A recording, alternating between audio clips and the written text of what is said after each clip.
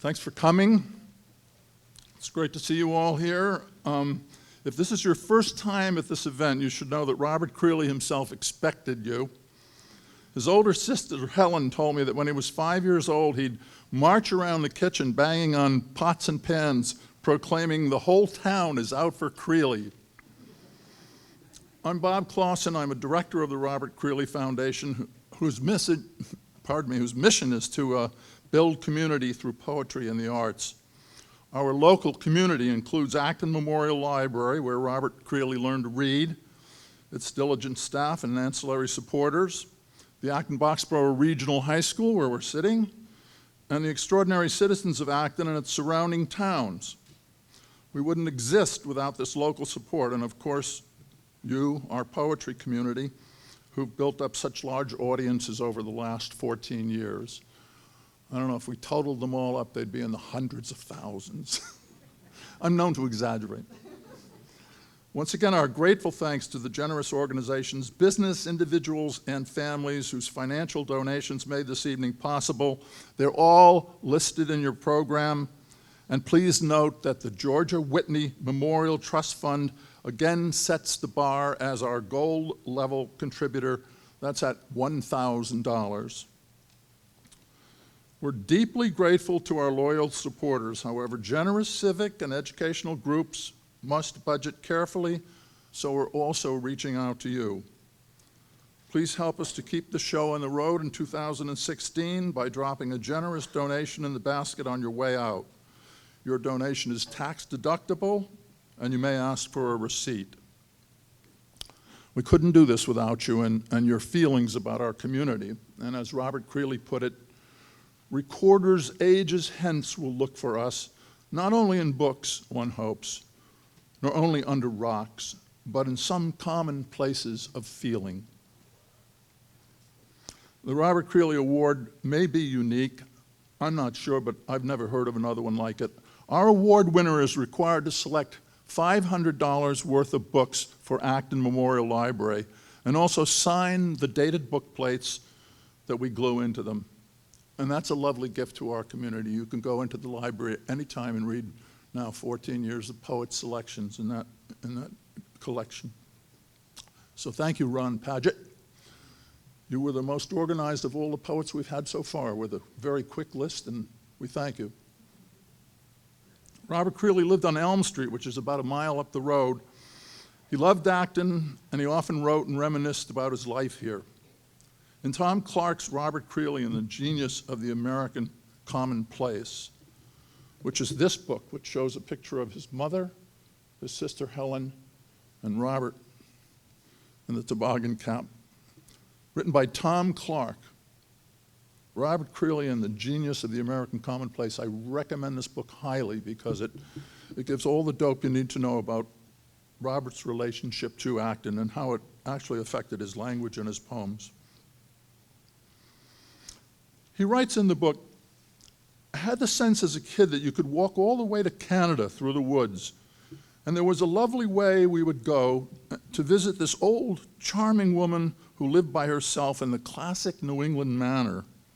She would give us a glass of milk and molasses cookies, and as kids, we would come home from school and literally take off into the woods. In winter, he said, we could skate from West Acton on Teals Brook all the way to South Acton 4 miles away, sort of jumping over occasional brush, and then we'd come out on this great mill pond in South Acton. Again, that same brook served us as a swimming hole in the summer, and we fished there.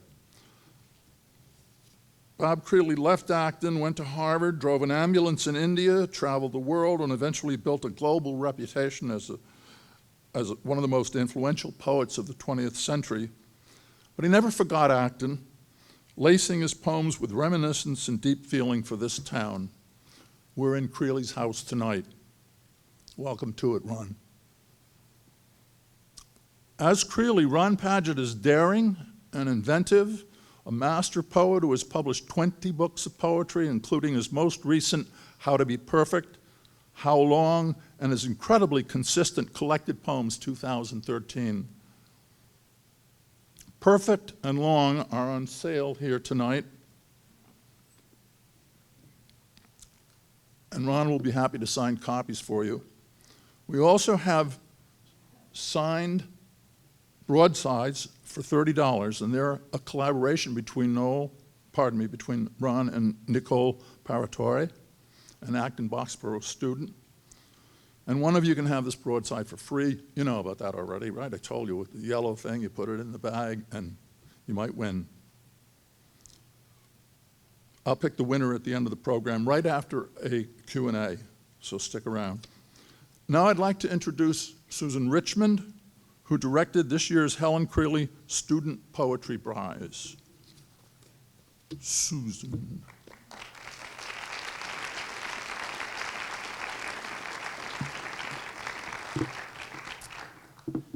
Thank you, Bob. Welcome.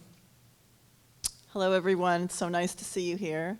My name is Susan Richmond, and I'm one of the 3 co-chairs of the 9th Annual Helen Creeley Student Poetry Prize. My fellow co-chairs are Jean D'Amico and Terry House, and they're also in the audience and do as much work as I do. I just get the public face. I also wanted to give a special thank you to Jane Reynolds, who is in the audience tonight, whose work with our database allowed us to reach so many more students this year. We were just terribly indebted to her for that work. The Helen Creeley Prize was established in the name of Robert Creeley's older sister, Helen, who was also an accomplished poet and a mentor and role model for young Robert. This contest in her honor is open to all high school students residing or attending school in Massachusetts. We are so pleased with the level of participation this year, which jumped more than 50% from last year. This year's field of participants included 71 poets from 37 high schools and 42 hometowns. We are thrilled at the expanding reach of our contest. This year's group of semifinalists included students from the North Shore, Western Massachusetts, and the city of Boston, as well as more local communities close to home. In addition to our winners, who I will announce in a moment, we would like to recognize 2 extremely talented runners-up who will read at the high school event tomorrow morning. They are Ruth Ballard from Littleton High School and Jenny Jung from Andover High School. I know that Ruth is in the audience. Is Jenny here? Well, I just want to take a moment to congratulate our runners-up.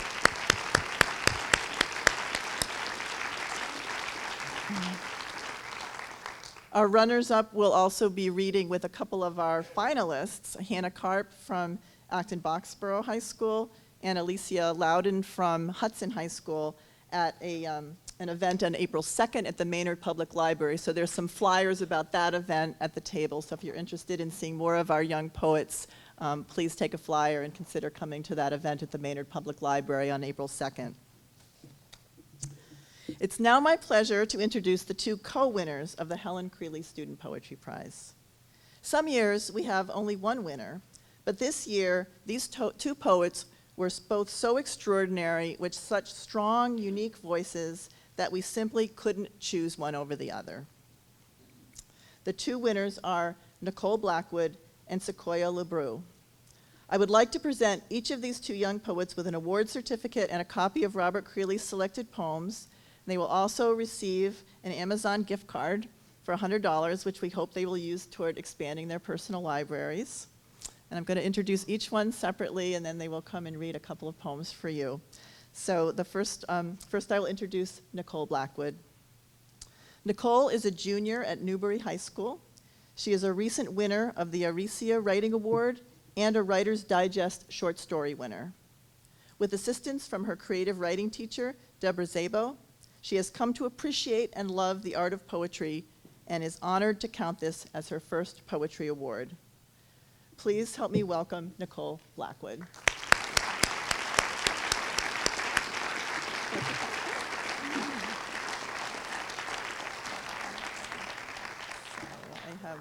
This is Robert Creeley's selected poems, and we have a certificate for you and your gift card. And I know that's a lot to hold while you're reading, so if you'd like to set it somewhere. Go right ahead. Hi. This first poem is called A Helen in Paris. Thanks for the memories and the bloodstains to match my dress. Funny, isn't it? You wage a war in my name, and I'm at home doing laundry? Can't mix up the darks and lights, only that's all we ever do. And this soupy mess of color is the best defense we've got. I'm sorry my lips look like cherries. I'm sorry you chose me for your manifesto. I'm sorry for the coffins. They weren't my design. This body was, it seems, built for a country to love and to honor in sickness and in health until the first head rolls and 10 years in hell are more concrete than one night of heaven. You wanted a fight? You got a fire. I won't take the fall for the ways in which you've killed me. This next poem is called The Devil Has a New Name. I have a theory. We were meant to be monsters, under-bed dwellers, all blood-soaked fangs and devouring lips. But God fucked up the plan, as he's known to do, got lost on the way to Grandma's house, and told the wolf to blend in with villagers and girls dressed in red. You see, it's not our fault that we're hungry. It's in our DNA, the same way love and movie dates are in theirs. I'm not afraid anymore. Let the mob come, pitchforked and petrified. Salem was more than a story, and I was born from fire. Do they sell dandruff medication for an ash-charred scalp? Kids haven't seen the like of us in their fairy tales. Maybe this will be divine punishment, the new way to die, the old way to live. Kiss my talons. Let's start World War III. Thank you.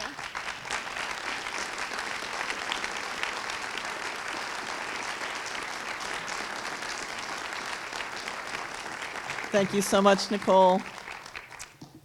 Our second winner of the Helen Creeley Student Poetry Prize is Sequoia LeBrew. She is a junior at Mohawk Trail Regional High School in Shelburne Falls. Sequoia describes herself as an activist, feminist, artist, and poet. She aspires to expand minds and in turn expand her own through experiencing new art and new ways of being. She enjoys creating zines, listening to mixtapes, and meeting new writers like herself. Please welcome Sequoia LeBrew. Congratulations. I have Creeley poems and the certificate. We can take more pictures of that later. And your Amazon gift card. Thank you.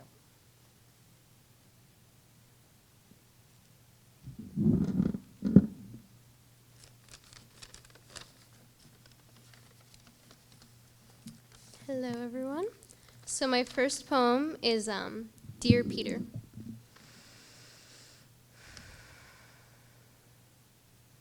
Dear Peter, you said children are heartless, and the next time you feel me up will be beneath the fairy light of a dusty second-floor window because Wendy is still waiting for you, and each foot forward is just another window locked.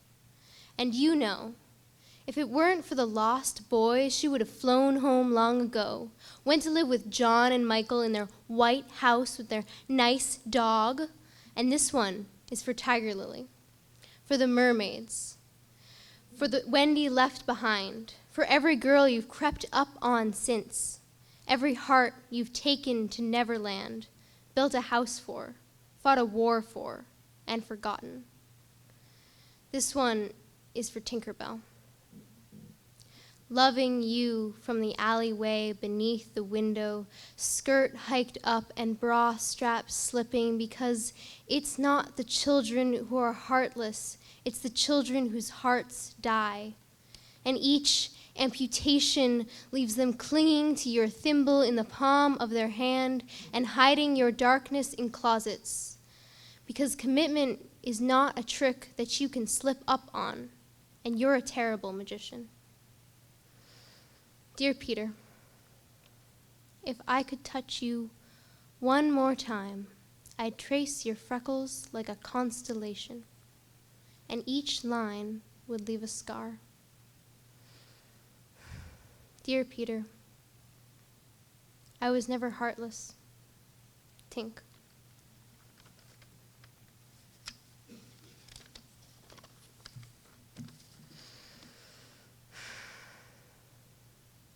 We were only dancing.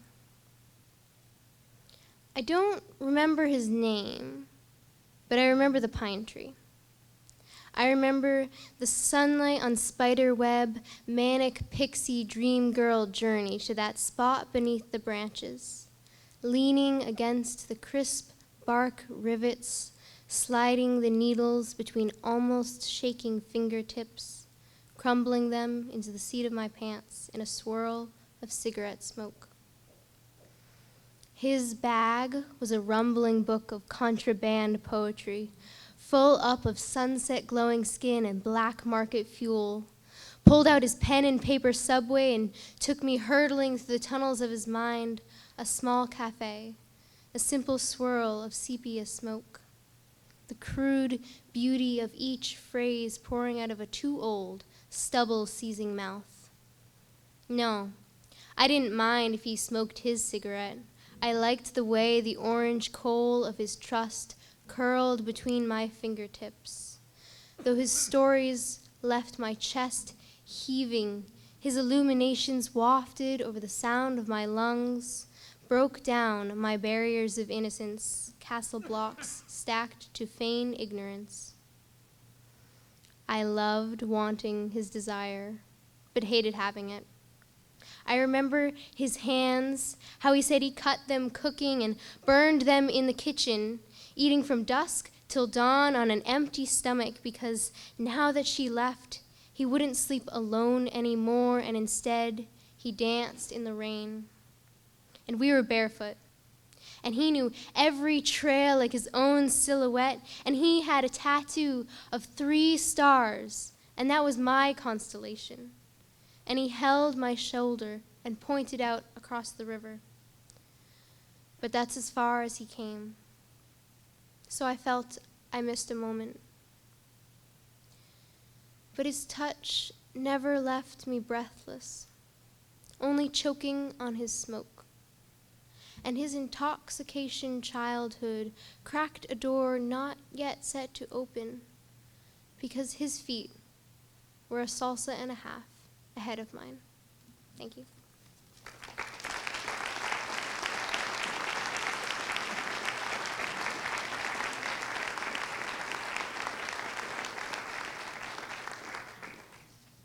Just one more round of applause for both of our student winners. Such fine work. Beautifully delivered. Thank you so much. And now I'd like to introduce Frank Joyner, who's the Vice President of the Robert Creeley Foundation.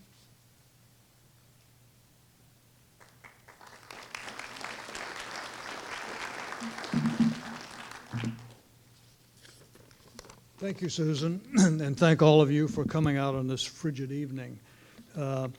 Before introducing Ron and presenting him with the award, I'd like to say a few words about the Broadside program.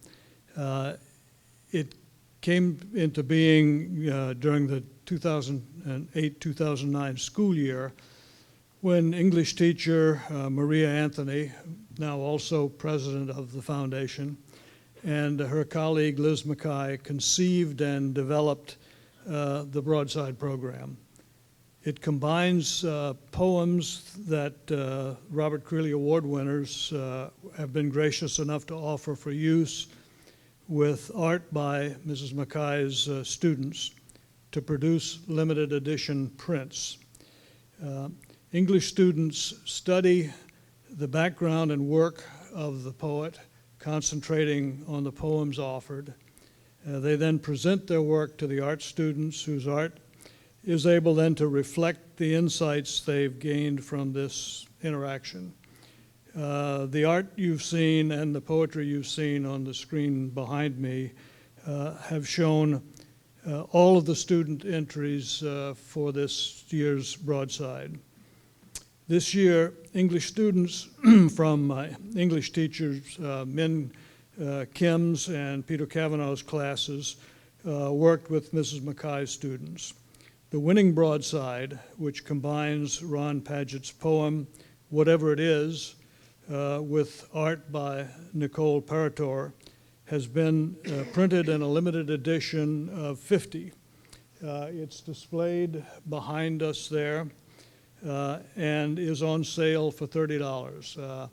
I'd like to encourage you to consider buying one. I also will say one last time, please fill out the contact information on the yellow sheet that Bob has mentioned so much, and do it before the end of the event, because at the end of the event, the winner of the broadside will be announced. We've produced broadsides annually since 2009, and this and previous years' broadsides are all shown on our website.